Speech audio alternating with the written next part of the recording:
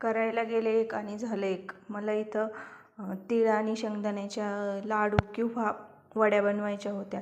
तर त्यासाठी मी इथं तीळ भाजत होते आणि तीळ छानपैकी भाजून घेतले, शेंगदाणेही भाजून घेतले, सगळी व्यवस्थित तयारी करून घेतली. तीळ शेंगदाणे मिक्सरमधून बारीक करून घेतले आणि पाक करायला ठेवला.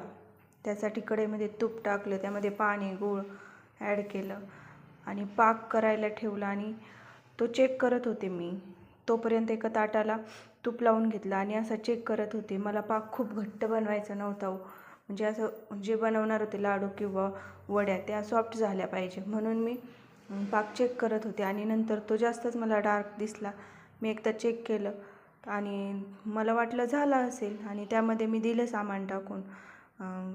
तर काय झालं, तो पाक माझ्याकडनं कच्चाच राहिला, म्हणजे पूर्ण तो पाक तयार झालेला नव्हता. आणि मग